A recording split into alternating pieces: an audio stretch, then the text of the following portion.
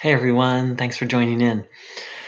So, first of all, I love all the different religions of the world. And I know for many people, the word religion is almost like a dirty word. There are many people who hate religion. And certainly I've been critical and had my resentments over my lifetime about specific religions and parts of them. And what this video is about is not so much a specific religion, but the fundamental error pretty much of almost every organized religion. And that I believe all of us, and even people who aren't religious or haven't even been raised by a specific religion, are in a sense recovering from. So the long and short of it is the foundation of pretty much every religion, and I have a bachelor's in comparative religion, so I have a little bit of knowledge on this subject. The foundation of every religion is this idea of needing something outside yourself other than God to get you to God. So pretty much every religion says in different ways, you need this ritual, you need this book, you need this church, you need this religious leader um, to connect to God. You can't you can't directly connect to God. So, how does this connect to Bruno Groening's teachings? Well, it's very similar, and there's a slight difference.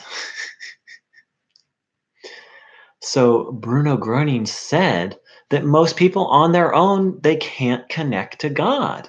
That humanity has fallen so far away from God, and people have taken on so much evil that on their own they can't find the direct connection. So in a sense, Bruno Groening agrees with all these different religious traditions. However, however, there's a couple of key differences. Bruno Groening is very clear that he helps people find the connection until they can find it on their own. It's almost like Bruno Groening offers himself as an intermediary step on the path towards becoming a direct connection, having a direct connection with God. And over and over again, Bruno Groening points to God. He says, yes, I'll help you find the connection to God. He over and over he says, it's not about me. I'm just your helper. I'm just your friend. So in a funny way, what Bruno teaches is very similar to what you hear in most religions. And there's a very big difference. And another big difference is, you know, let's face it, Bruno Groening was a master. However you want to define master, Bruno Groening was that. He was a master. He was a master over matter. And he knew, um, I'll do another video on what it means to be a master. And so most religious traditions, the people who are saying, hey, you need me, a religious leader who says, you need me, or you need this book, or you need this ritual, or you need to go to this temple, they're not masters. They're humans with opinions. I don't like to put Bruno Groening above other people, other things, because Bruno was so humble. But the long and short of it was he was a master. And um, it's his intention. It was never his intention to create dependence on him. He's always, in fact, he said, I want the friends to be able to stand on their own 2 feet. Whereas most, I would say every religious tradition keeps the person dependent on the book, on the religious leader, on the group, on the church. So it's so close, but we have a saying in English, so close yet so far.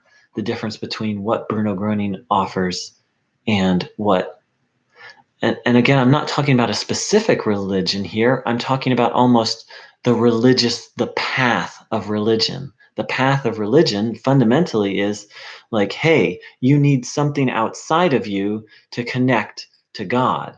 And to boot, this thing you need outside of you, you're going to need it for the rest of your life. Like it's not, whereas Bruno Groening says, hey, you need my help or the help of a helper to connect to God until you can do it on your own. And then the final thing is that, Bruno Groening in his own way says, look, you can do what I can do. I'm just a tool of God. So are you. You've just forgotten it. You just don't yet believe. Whereas religion elevates certain people, places, and things to a point that none of us will ever get to that point. Or that's the teaching, right? That's the idea.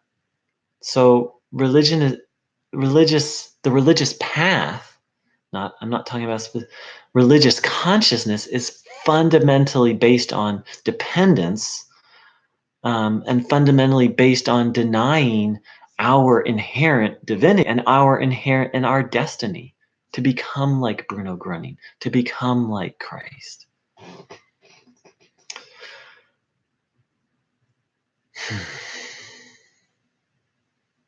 So I go to religious services. It's not about religion is evil, must stay away.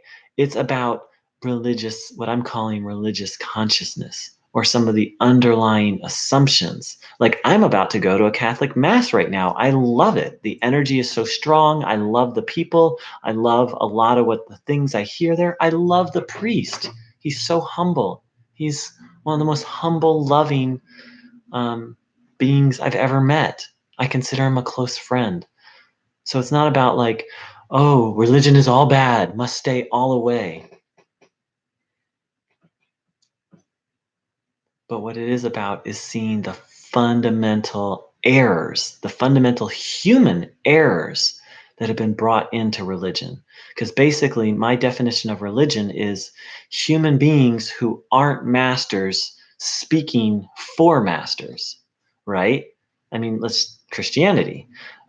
People who are not Christ, who are not masters, who are not Christ, speaking for Christ, speaking in the name of Christ, saying, this is what Christ taught, this is what you need to do. People who haven't attained Christhood, who haven't become full servants of God,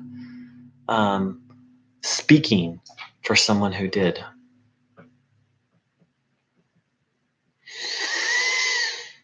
Okay, beautifuls, divine creations, divine marvels. Thank you so much. And I wish you a blessed day. And I'm going to go to Mass and have a ball. Take care. Aloha.